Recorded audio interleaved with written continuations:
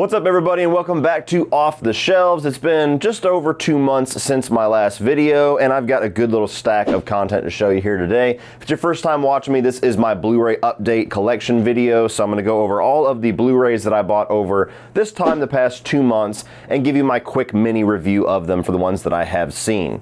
Starting off with the new releases, and we've got the Best Buy Steelbook of SpiderMan No Way Home, and I highly enjoyed this movie. It wasn't as good as it could have been. I think that the first act certainly lets the movie down a bit, but once you start getting into the multiverse stuff with the returning characters, and especially the returning Spider-Man, I think that it was one of the best theater experiences that I've had in a very long time, and it certainly was one of my favorite Spider-Man films. So I've not watched it at home yet, but this is a movie that I'm going to be rewatching quite a bit for the entire time that I own it. So definitely go out and buy this one.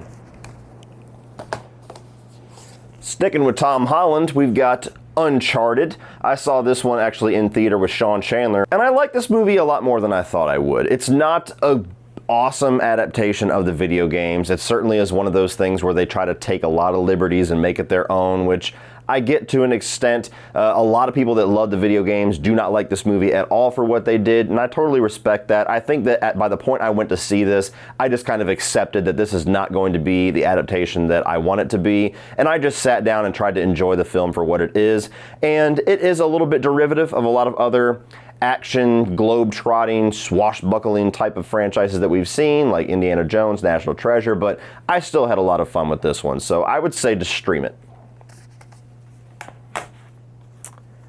Now we have The Cursed. Now this is a movie that I saw back when it was called 8 by Silver, a much better title if you ask me, back whenever it was in, I think it was the Sundance. It's the only festival that I've ever been. It was an online thing, but this was the only movie that I liked, of the 5 movies that I watched during the festival. It is the best and most unique werewolf movie that I've seen in a very long time. It's different. It's not going to be for everybody, but I really enjoyed this one. It's brutal. It's dark. It's certainly bloody.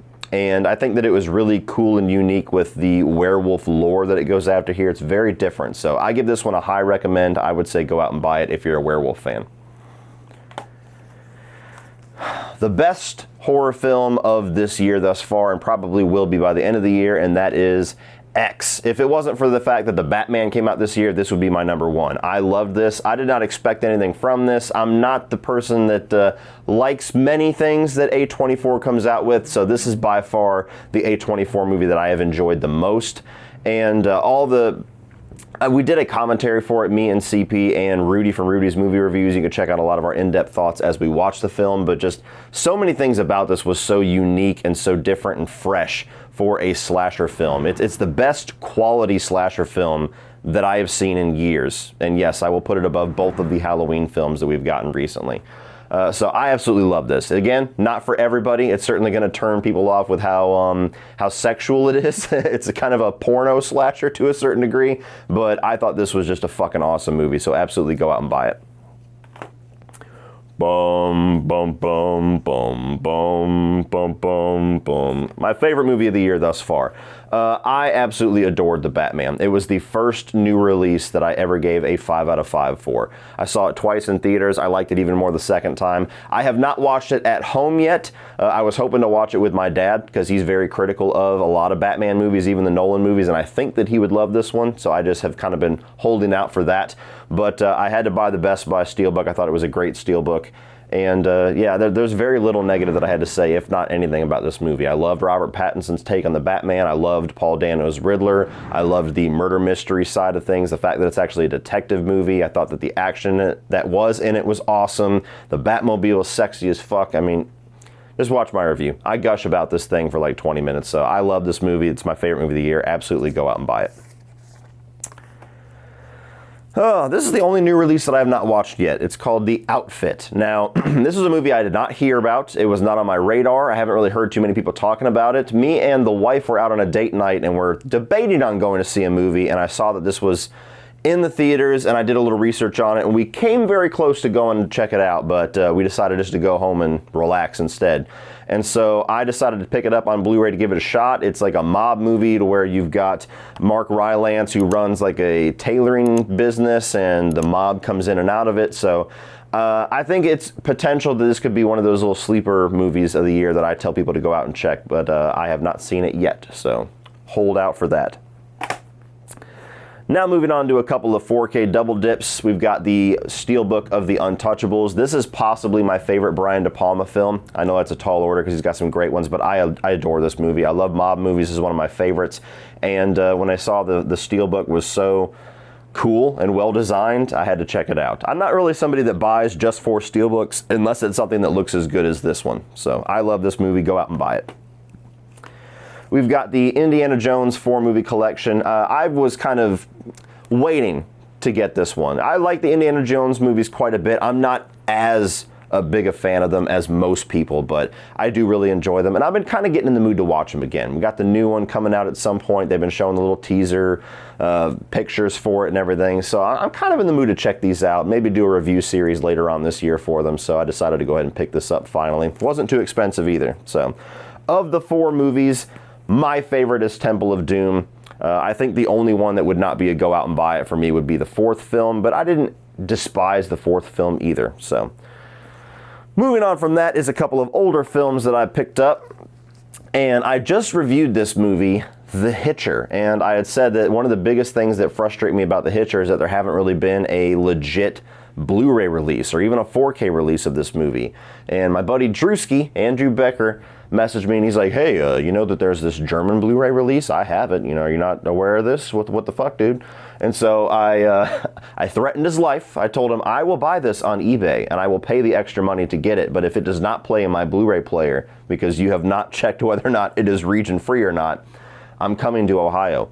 So I bought it, and Andrew gets to keep his life. You may live. So it is region free. So if you are somebody like me that have been waiting for a physical release of The Hitcher, you can get this one on eBay for now. It also has the uncut version, which I don't know what is going to be uncut about it, but I am curious to check it out. But I did pop it in. As soon as it came in the mail, I cut it open, I put it in, and it came up with a menu, I pushed play, and I'm like, okay, fine. Andrew, you may live to see another day.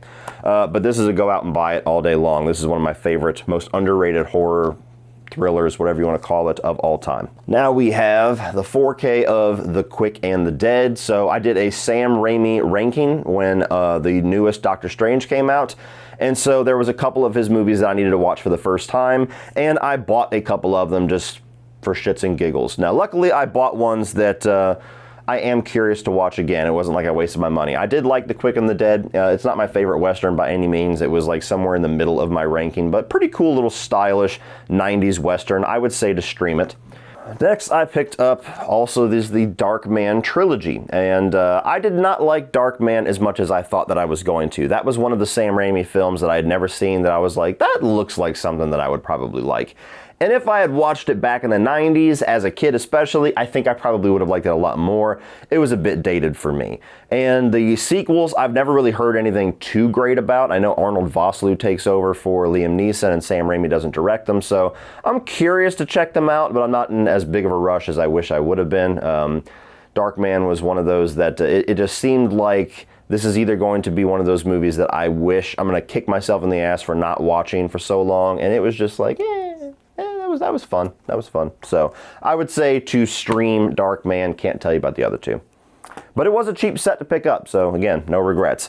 Now we got 2 TV series, and we have Chucky Season 1, of which I've just opened just to double check that it was region free, because I totally forgot that I even bought this. I think I got this through Zavi or something like that, and then I accidentally bought the American version, which does not have anywhere near as much as the collector's stuff. Like, this has some booklets, and it has, damn it, it won't come out.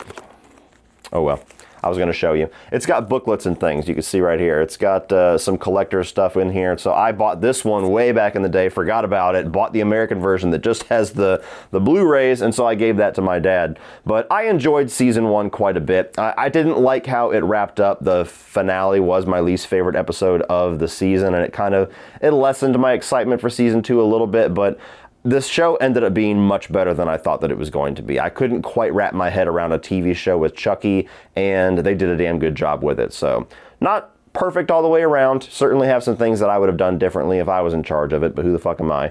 But I did really enjoy it overall. So I'm glad that I got the collector's edition here that I forgot that I bought, and I look forward to season 2.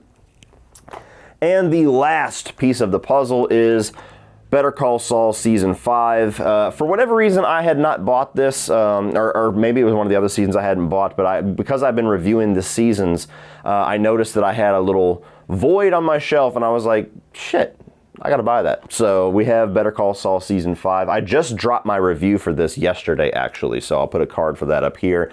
But as the final season has been playing, I've watched all of the seasons all the way from season 1 onward and have been reviewing them lately, and have really enjoyed the show. I've enjoyed it much more this time than I did the first time watching them as they debuted live. So definitely a show that lives up to the Breaking Bad name. I still would highly prefer Breaking Bad for certain reasons, but as far as writing quality, directing quality, acting quality, all of that, this is absolutely on par, and this is one of the better seasons of the show for sure. So absolutely go out and buy that if you're a fan of Better Call Saul or Breaking Bad. Well, that does it for this one, guys. If you enjoyed this, I'm going to stick the playlist over here for every other episode of Off the Shelves. I've done dozens of those, and I'm also going to put my Better Call Saul review series playlist up here as well if you're a fan of that one.